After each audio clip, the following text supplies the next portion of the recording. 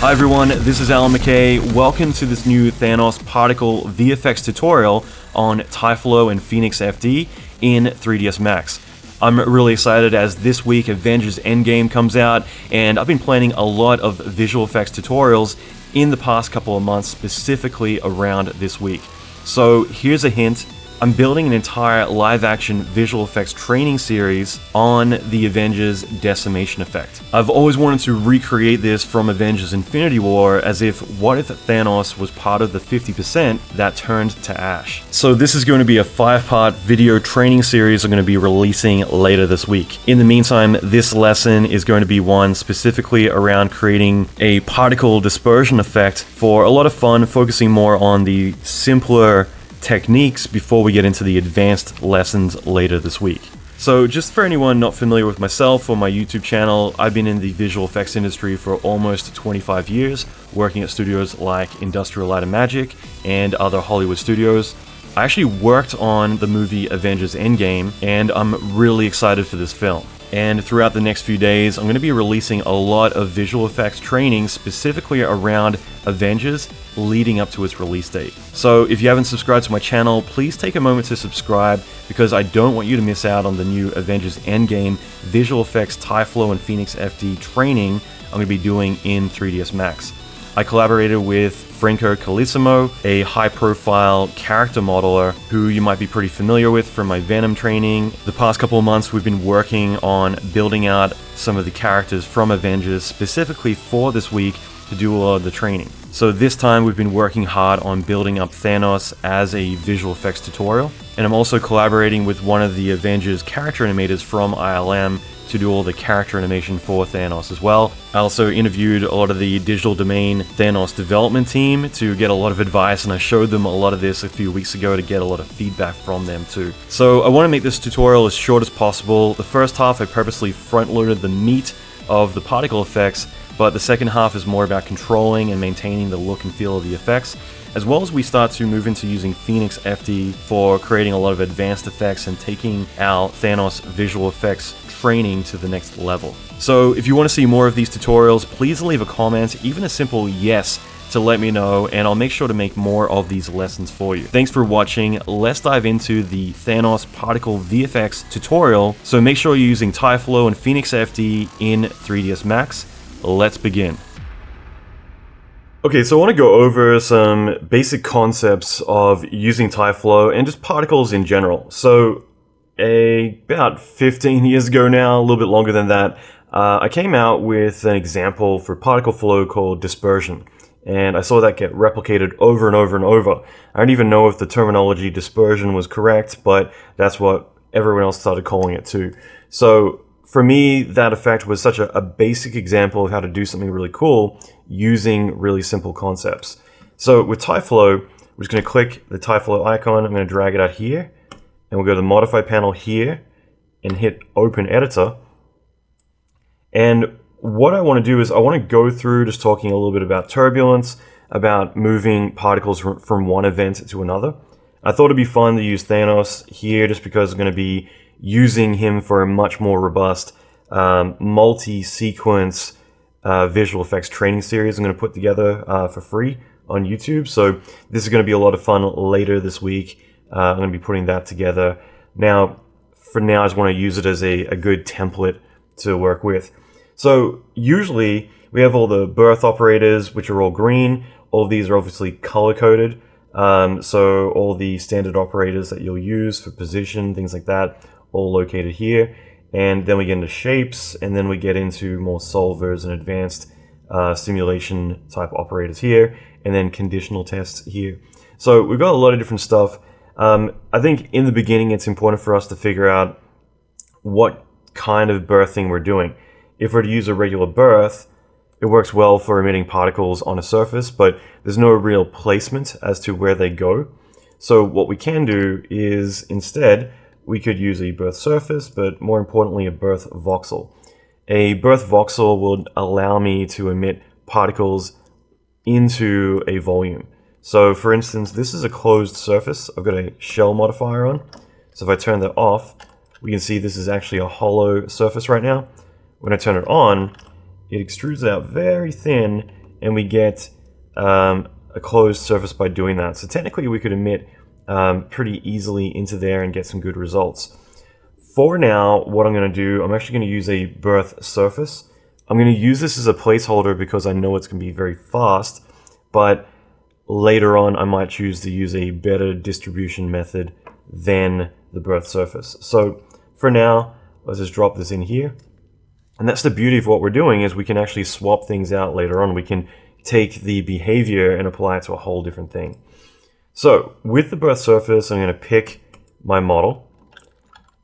And by doing that, if I hide my model, we can see we now have particles emitted all over the surface based on the vertices. I could also choose faces, which might just distribute them a little bit more evenly. But this could be a good starting point for us just to have something to work with. Now, the key thing about this is that I want to set this up in a way that I could trigger particles moving away from everything. So one way to do that would actually be to use a surface test here. So here we go, surface test. Drop that in, and just choosing a box as our starting point, I can create this box here, and everything that's inside of this volume will test true, and we have an output to send to a new event. So I'm going to click pick, choose the box, and let's just go and create a display operator, drag that in, link these up, and now we can see these particles are changing color. So left click, I'm going to make these just a little bit more obvious. These are, let's say these are green for go, and initially we'll make them black. Okay, so initially we can see that this box volume is triggering the particles inside. Cool thing is that I could actually animate that. I can hit auto key, go to the last frame. If I want faster feedback, of course I can just disable the particle system entirely and just animate it to the end. I'm going to make the height just a little bit bigger. And there we go. Now we have this volume moving along, activating these particles.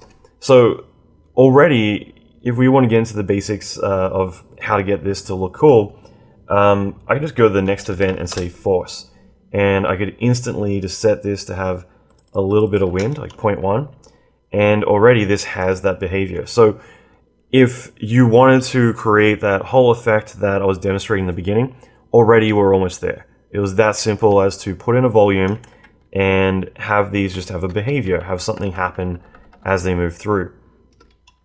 What I would like to do is make this a little bit more interesting. So what we can do is we could have this have a little bit of turbulence. I could say 0.5. These are just values I throw in to start with. And now we can see that these are already beginning to move.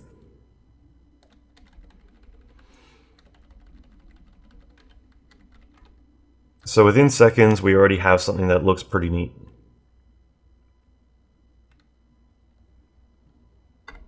So what if we decided, instead of just that crazy behavior, we toned that back a bit?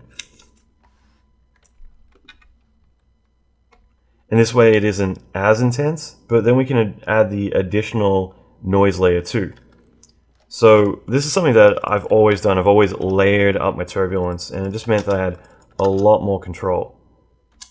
So let's say I want to have like a bigger turbulence, or in fact, let's say I want this one to be smaller. I want it to be more high frequency. This way it's kind of like turbing onto itself, as we can see. I can also change the type, the algorithm, from Perlin to turbulence. I think this is turbulence 3 or turbulence 4. It's been a long time which one it might be referencing, but this one seems a lot more crunchy, a lot more high frequency. I like that. I might lower the strength a little bit, and that way it's still doing it, but it's just not as intense. The reason for that is because if I bring the first one up a little bit, we could have one that's more of a wider arc. It more has the big flow to it, and then all the secondary motion happens underneath. So having two of these means we get a bit more of an interesting pattern. So I could try 0.3, I I could also try bringing the scale down a little bit. Lowering it will actually make it bigger, if that makes sense. So the smaller it is, the more bigger the arcs are going to be overall. So this just gives us a pretty interesting pattern to work with, where now this is all blowing away. Again, I might try just raising it up a little bit more. I'm just tweaking this a little bit, just trying to get a good feel for it while it's really quick. Now, one thing to mention about in production is that I see a lot of people I'm supervising who tend to try to make things look really cool right away. In other words, they go and they add all the detail and they start really bogging things down before they've roughed out the real animation, the feel of it that they want.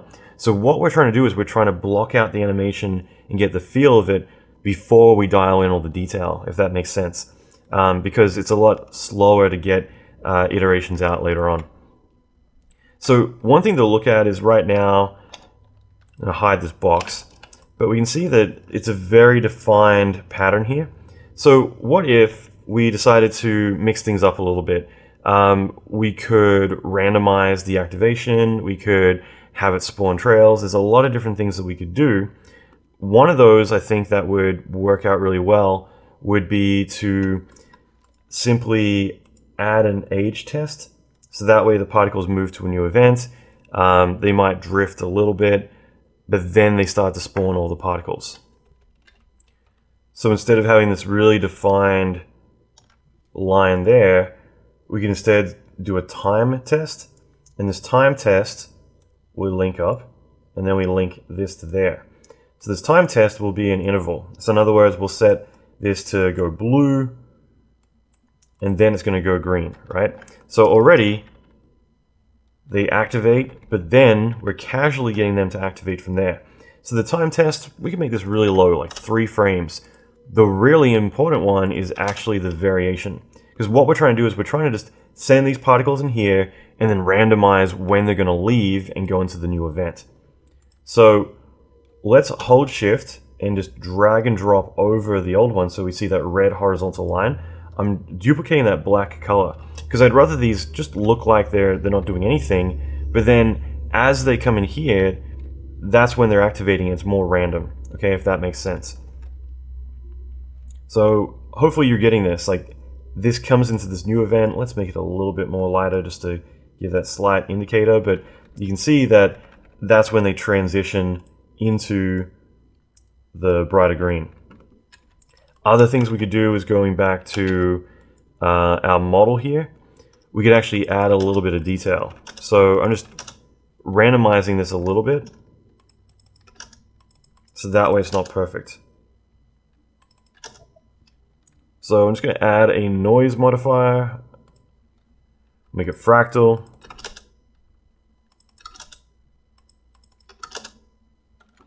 And we'll bring the scale down. And it doesn't matter if this isn't the prettiest shape. It's mostly, let me just randomize the seed. It's mostly to do with, we just want something that's a little bit more random, so as it comes in, it's not going to be so defined. We're seeing now it's a bit more randomized in the shape. So just by doing that, it's just going to give us something a little bit more interesting. Again, I might just bring the scale down a little bit and we'll see it instantly update. And I'll randomize the seed, which just gives us a slightly different look each time. We just see one that we like. So I think I like what I had a second ago. Okay, so pretty simple, and we could obviously do a lot more complicated shapes. But for now, like I said, we're roughing this out. We're just trying to get the basics going on. And already we've got something that looks pretty cool. So at this point, what I'm going to do, I'm going to right-click copy, right-click paste this event. And instead, I'm going to add a delete operator. You notice the delete because it's the only red one here. And we're going to throw that in. And the reason for this is I want to randomize when these particles die. So we could just set this to be continuous, or actually let's do event age. And all we want to do is we want to say after frame 10, and we'll randomize that by a few, these particles die. So now these particles will blow away, but they begin to disintegrate as well. The next thing I want to do though is I'm going to spawn new particles. Now this is going to slow things down a little bit because we're creating even more particles. So these slightly more lime, or maybe not lime, brighter green ones here are spawns rather than the initial creation particles. So spawn, I'm going to drop that in here, and we can link this into the new event. Now, a couple of things I want to do, because right now it probably won't look perfect. But what I could do is, in the spawn, I could set the inheritance. In other words, there's particles moving and these are particles being created on top of them. We don't need to inherit all the motion because we're using that force to drive it and everything else. So we can just set this to 10, and that way they won't propel forward too much. I'll give it a little bit of variation, but I won't worry about divergence or anything. I want to keep these very fine. So the other thing is that we can choose how these emit. I actually want these to emit over a rate of, let's just say 8. So in other words, it's going to be spawning new particles. So I want to be able to see these a little bit better. So let's go to the display here. I'm going to change these to be more, let's say, yellow. I'm also going to change these to pixels, so that way they're ultra fine. So as these are being created, they've got the same motion as the green ones do, but they're creating a lot more of them. And because of that, I can start to see a bit of repetition in the pattern. It's a little bit boring, so maybe we can see what we can do with the frequency just to kind of make that a little bit more interesting. For now, though, let's go back to our original wind here, and we can actually tone this back a little bit. So in other words, if we wanted to, we don't need to use absolute force, or we could randomize it as well. So for instance, we could tell it to sample on subframes if it's moving very fast. We could also give this a little bit of variation, and that means some are affected more than others. And in general, it's just going to help kind of randomize this a little. The other thing is that we could lower the, I don't know, let's keep that the same. I'm going to go in here and lower the turbulence of the bigger one to just a little bit less, and that means it'll repeat less, so hopefully this will help the pattern a little bit. We can also simulate substeps, and let's just say that in addition to that, we randomize this even more. Also, going back to the display here, let's change this to pixels as well, just so it's very fine. And as we can see, we're just seeing lots and lots of particles being emitted out.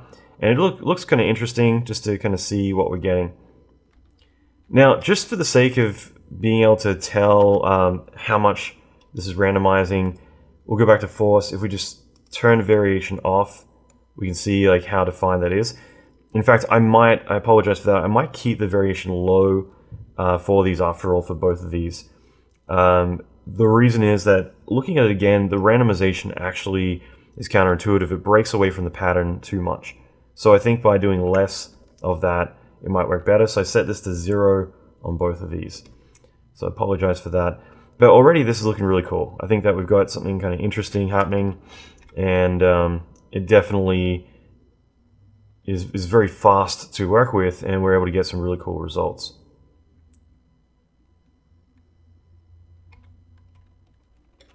So one thing I might do, let's go back to our first noise. If we lower the bigger one down a little bit, they won't be as drastic, which means it's more local, which I think in this case we don't need them to blow crazily away, but basically the lower scale is the bigger one, and if we want them to wave around a lot, let's say your client says, make them more wavy, simply increase this and that's what you would get. But for now, like 0.1 I think is good. Let's also set it to turb. I'm still like more the old school turbulence for this sort of stuff. Like FBM and regular turbulence are more my favorites. And obviously we don't have FBM turbulence here, but that's fine. So I think that's looking pretty cool. We can go back to spawn again. And I just want to look through these settings really quick. Just want to make sure, yeah, we don't have any divergence or anything like that. I think overall this is looking really good already. So the main thing is that we have the spawning, we've got it all blowing around. What if we wanted to slow this down a bit? We can actually go in and get a slow operator. We might want to increase this, but what this will do is it'll add drag, so it'll decay the velocity over time. So as we can see, it's not moving as fast now. However, we could increase just on this one here, the wind strength, to compensate for that. Wind is a constant force, so it would fight against it. But that's just a way, if we wanted to do something interesting, we could. Overall, I think that if we were to do this, I think it would be very subtle, like 0.25, something like that. So in other words, I haven't changed anything here. I kept it at the original 0.15 value. The main thing is just a slow value. I've really brought that down, which means that we get a little bit to help it keep contained. Now, so far we've been working with just regular dumb particles. Dumb particles meaning that the solver doesn't really test or share much information. It's more the essential particles that we work with. So what I want to do is I want to take this a step further, because we have really interesting patterns and we can definitely tune this more.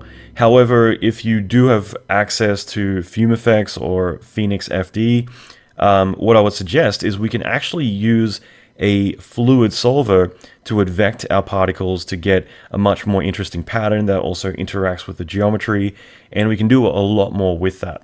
So Tyflow takes full advantage of Phoenix FD, which is really cool to be able to have that control.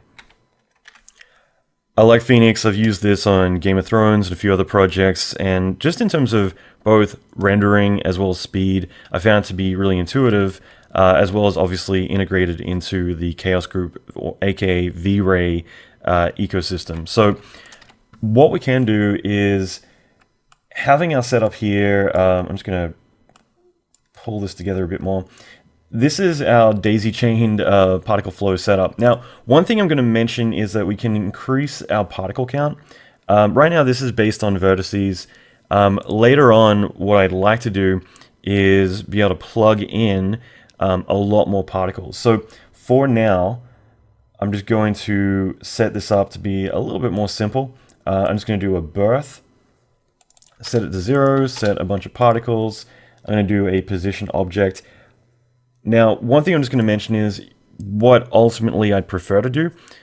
If you have access to Krakatoa, I'd rather just do a PRT volume, save that as a PRT, and then bring that in here, and then it's good to go. So I'm mentioning that, I'm not going to show it, but it's like 3 or 4 clicks if you have Krakatoa. Otherwise, what I would suggest is doing a birth voxel. The only reason I'm mentioning caching anything or PRTs is purely to do with the fact that caching out your system is going to save you a lot of time. So you can do that inside of Tyflow too, but I'm just mentioning that doing a birth voxel or a PRT volume is exactly the same thing. And the only difference is I want to cache it out so that way I only generate it once, because it might take like a minute to calculate every time. So it's just saving time that way because you cook out the values.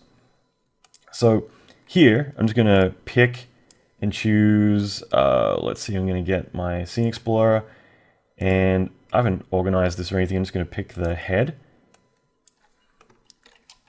and I'm going to hold Shift to clone this test and link it up. Now we have 2 different options. Whenever I want to do like a fast sim, I can use this one. Otherwise, I can do one that we could add more particles to. So this one has a bit more particles to work with. I could definitely add even more, and you can see it's pretty quick to work with. So maybe we don't need to worry about the PRT volumes or anything. I think this actually works really well. So that's working pretty cool. But what will be even cooler is to actually use fluids. So the way that I'm going to do this is I'm going to take this off screen for a moment, and let's introduce a couple of things. To keep this organized, I'm just going to select these guys. I'm going to click create new layer. I'm just going to say Geo for lack of a better name. And I'm going to create another layer. We'll just call it PFD for Phoenix FD. And what I'll want to do is I'm going to hide Tyflow. I'll have a head here. And let's just create our grid. So Phoenix FD, and then we'll go Fire Smoke Sim. And I want to drag this out roughly what I'll need it to be to cover the dimensions of having fluid coming off of the head. So if you imagine those particles flying along, I want to keep it encapsulated in that volume. So I'm going to give it a little bit of give, because we can always adjust it or the clipping range, and just move this around a little bit. I'm going to move it down a little, because again, it's going to expand out as it drifts forward. So what I'll do is I'm just going to expand this into dual planes. And with our grid, let's just give this a bit more height. We won't, actually with cell size, we're going to set that to 2 for now, just to give us a lower resolution sim, but it's just a good starting point. Couple of things I'm just going to do right off the bat is let's just set where we're going to cache this to. So if you want to do this on the network, I'm going to do it locally because it'll be a little bit faster to write. So just browse, and I'm just throwing this into a temp directory. You can either save as the Aura files, like Phoenix FD, the whole history of it. Originally back in 2004, it was called Aura when it was in beta, and it's kept that file naming convention. But we also have OpenVDB if we were to take it out and render it in something else if we wanted, or if we just prefer VDB, because it's essentially the industry standard. But for this, I'm just going to call this advection sim underscore. And everything else I think is going to be fine. One thing I tend to do here is just under preview, I just say only if selected, because I don't want the particles to always be redrawing on screen. Other than that, we'll dig into this a little bit more. The main thing though is we have this grid. We need to actually drop in a emitter. So if we just go back into the create panel, go to helpers, and then we go down to Phoenix FD. And I just want to grab a Phoenix source. We'll drop this into the top here. Notice I have my PFD layer here active, so everything's being dropped in there. Okay, so that's intentional. Just that way everything's segregated, so it's just easier to hide all the junk afterwards. So first one is going to pick my head as the emitter object. There's not too much we want to do here. I want to keep this pretty basic. I'll definitely, in fact, the next lesson I'm doing is going to be really awesome, and it's kind of taking this to a whole new level, and we're going to be rendering it out and doing a lot of cool stuff. But for the time being, the main things that I would want to do is just let's just bring up the outgoing velocity. All we want is that way this is going to read the normals and flow around it a little bit more. So again, we just want to really pronounce the shape of the head, so that way it really feels like it's interacting with it, which I think will be really cool. We can kill temperature. For this, we don't want it to rise up or anything. We actually want it to be more directional. And we'll get more into it, but like in general, most of the settings are going to be pretty simple. I'm going to add a lot of smoke, so let's set that to 3. And we'll leave it there for now. Now things automatically adds to the grid unless we say otherwise. And the main thing is that I want to give this some force. So if we go to create, and I just want to add in 2 things. I want to add a plane force. So we can drop it wherever we want, but I want to make sure that it's facing the same direction as everything else that we're doing. Okay, so let's add this in. I'm also going to add in some turbulence while we're at it. So let's just drop I'm going to do it in the front viewport, but let's just drop the turbulence in here as well. Now, with the plane force, we'll get more into this later on. The main thing is I just want to jack up the settings a little bit, so that way it's just got a fairly strong force to it. And we'll just do a quick sim just so we can see what we got, and then from there we'll start to dial in the settings a little bit. So right now it's going to hit start, and we'll just let the sim, again, it's going to be low res, but it'll just give us a general idea to see like how everything's working overall. One thing is I'm going to give this a little bit more height, and let's go. Okay, so let's take a look at what we got so far. So keep in mind, this is just pretty much the generic settings. So we got fluid coming off exactly how we would expect. And it's neat to start with, but it's not as interesting as what we probably want. So what we can do is we can do a couple of things. One is that I want to have defined pockets. Okay, I don't want to have just fluid everywhere. I want this to kind of start to taper into its own pockets. We can actually use the attraction as well inside of Tyflow to help with this too, but I'm going to keep this pretty simple right now. So one thing is I'm just going to go and I'm going to make a noise map, and usually make these fractal. Let's make it explicit UV mapping, which means we'll also need to drop this down quite low. We need to put some mapping on here. So UV mapping. Usually for a face, I would use cylindrical, and I would try and set that up. With this, I think just using planar, because I care more about this side of it than behind, so I'm not, I don't care too much. But for now, let's just throw this on. I'm going to throw some contrast on here, so high and low values just a little bit, and let's assign this shader to the object. So that's with cylindrical. It's not bad. It pinches at the top, which is kind of not the best. We can turn cap, which helps a little. Just overall, I would probably put a bit more thought into this than currently, but we could make it work. Like I said, the main thing is I just want to get these pockets. So I'm going to try this. I'm going to set that to 2. So, okay, what I'll do for now is I'm just going to set this to 0.12, set the tiling to 2, and I'll turn on cap, which I'm not happy with, but for now, this will just give us something interesting to work with. The other thing we could try is setting this to 1.5, just because it's a cylinder, it'll give it some height. So use your best judgment, because again, I don't like the shoulders. There's certain things that I'm not happy with. You could just do a planar map instead if you wanted to. I'll just show what that would look like. I wouldn't suggest it usually, but in this case, I care more about the particles peeling off than I do about like the other side or anything like that. So that's the only reason why I'd consider doing something like this. In fact, I'll just roll with this to keep it simple, but like I said, that's not usually ideal. So we'll give it a bit more levels, and I'll just keep it as is for now. We can always mess with it later. Main thing is, if we go back to our, let's see, we want to add some turbulence to this.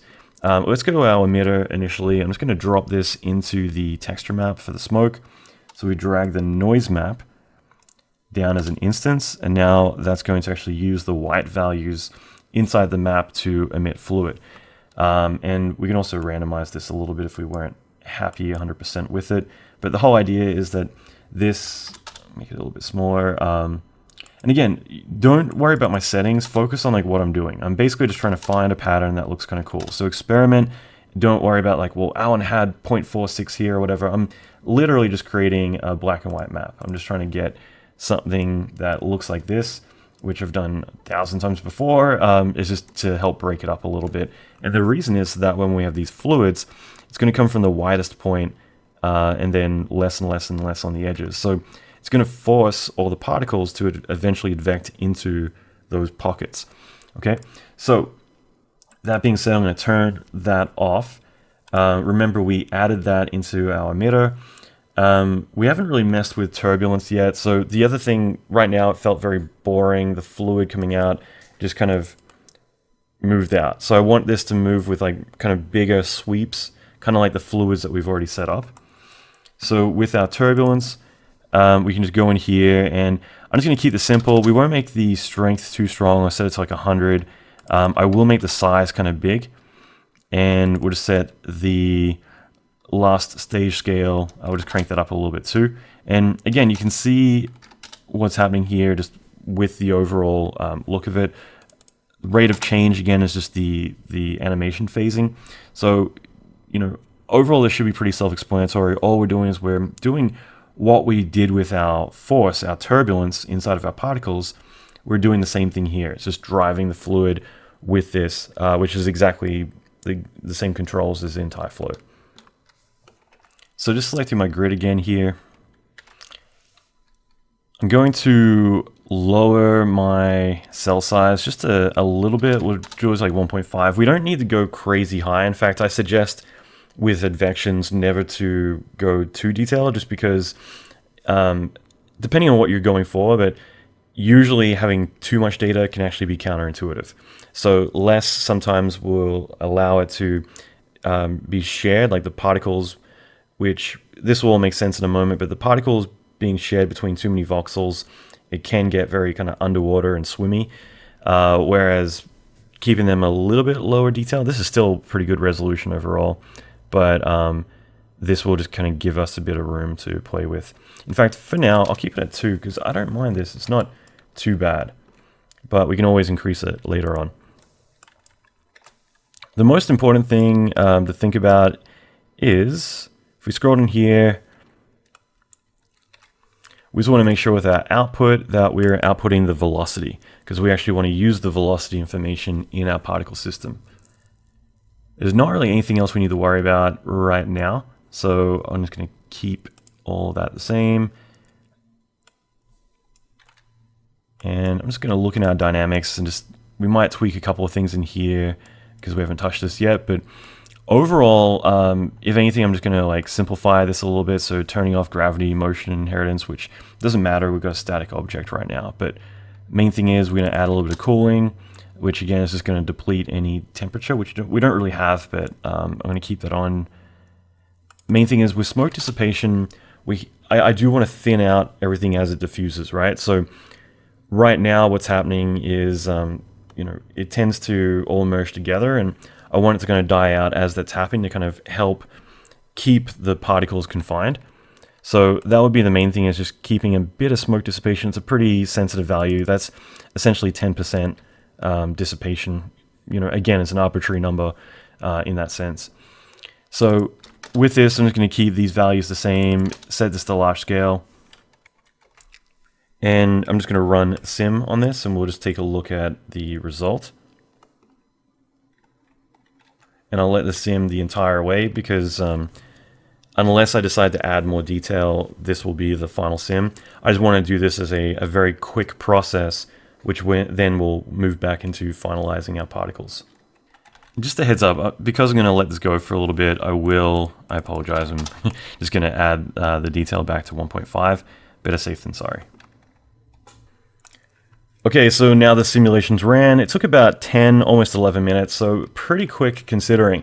Now that we've got this going, we're going to compare this to what we had earlier. So in other words, our dumb particle system, if you remember that, using the forces we had, we got really good results. But by taking advantage of this, we can get even better results. So going into Tyflow, I'm going to open the editor. And with our particles as they move along, rather than what we currently have here, I can instead turn our forces off, and I'm going to hit tab and type in fluid force.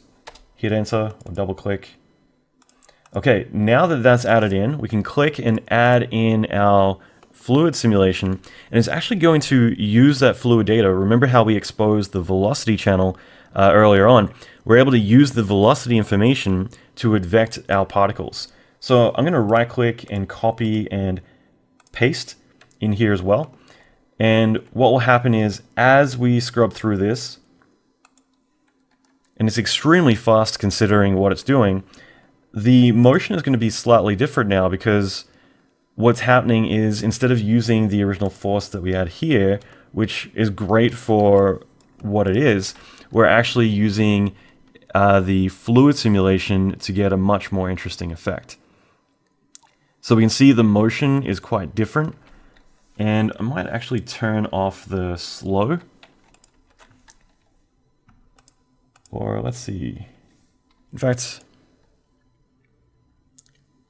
I'll keep the slow. I'm going to turn it up a little bit. And I'm just going to jump ahead a little bit just so that way I can cache this and then replay it. So just scrubbing through really quick. Now we can see the motion is a lot more interesting. And just to change this up a little bit, I'm going to go back to our original box. And what I might do, I'll turn this off while I'm doing this, but I might change this up a little bit where instead we're doing this at more of an angle.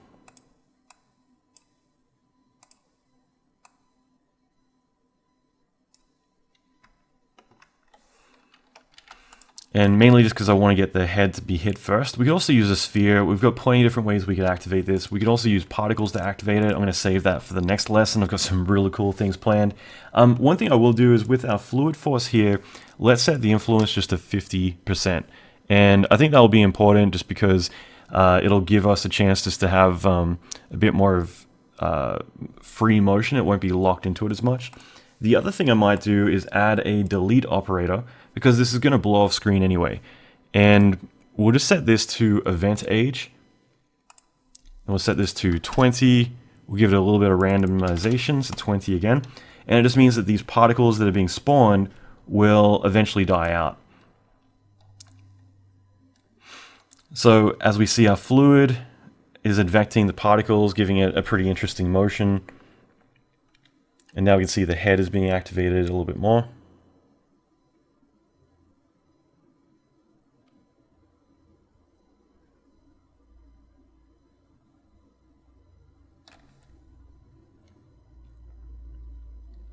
And depending on the texture map and other things that we put into this, we can get some really interesting results. So I'm going to just look at my grid for a second, and we can compare the fluid data and see that it's following along pretty accurately to this fluid. So whatever we do to the fluid sim now, this will update. And we can even see it in real time if we want to keep this on. So beyond that, let's make one or two final adjustments. One's going to be that I'm hiding the, we got the head there. So what I'm going to do instead is I'm going to use a sphere. And I think this will be just a bit more interesting based on what we're doing. So I'm going to go to here. Also, just with slow, yeah, I'll keep that the same. So I'm just going to animate the sphere coming in diagonally. So we can start around here. And then by the end of the animation, we could animate it moving through the body and scaling up a little bit. So going back to the surface test here, we can remove that box and we can pick this sphere. And let's just see what happens. Again, I'm just more pointing out that you can be very creative, and the shapes that originally sampled this have a massive impact on the overall look. So pixels, pixels, I'm going to just make these all pixels. And I'm going to just make these the same color. And these the same color.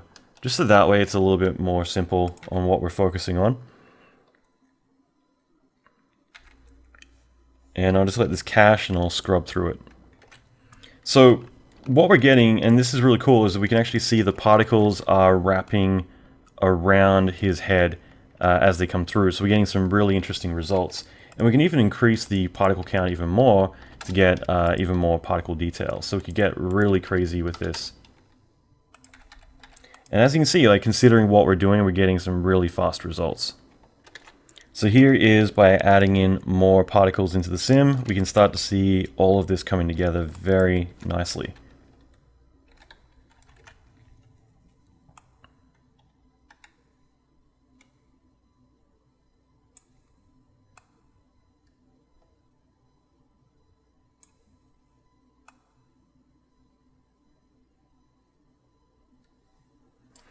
Okay, so from here there's so much more we can do, but I really dig the result that we've gotten so quickly. In the next lesson, I'm going to be going through how to create renderable particles and doing all of that. However, in the time being, if you do want to render this out, you simply need to add a mesh operator to each of these, as well as assign a shape to them. Finally, if you want to use Krakatoa, then you can set it as a vertex cloud, and that will allow you to bring it into a point renderer like Krakatoa to render out to. But by adding the mesh operators, you'll be able to render it out. From there, you can add shapes and render all this information as small cubes or triangles, whatever you want to do with it. But I really love the result that we've got, and considering how fast it is in the viewport, this is really amazing. So I love that as an effect, we can see all the motion, the way it's respecting the model and wrapping around it all. It's really, really cool. I hope you enjoyed this Thanos particle VFX tutorial, and I hope you got a lot from Tyflow and Phoenix FD inside of 3ds Max. If you're interested in more training, check out my YouTube channel. I'll be releasing more of these training videos almost every day this week, specifically leading up to the live action visual effects Thanos training, where I'll be turning him to ash as a live action feature film level series of videos covering everything. So as I release this, I'm going to be also releasing all of the footage which is shot on Red Epic Weapon Helium at 8K, as well as the scene assets that you'll need to work with it, the LiDAR scans for the environment, the textures, the HDRIs, every single asset that you need to recreate what I'm doing with actual production assets. So we'll be simulating a real production pipeline. I'm excited for this because we're going to create the decimation effect, the end of Avengers Infinity War, at a Hollywood production level quality. Finally, if you want to see more of these Tyflow and Phoenix FD tutorials, please leave a comment and let me know that you're interested in seeing more, and I'll make sure to do that. So even simply leaving a yes in the comments, and I'll make sure to make this a priority.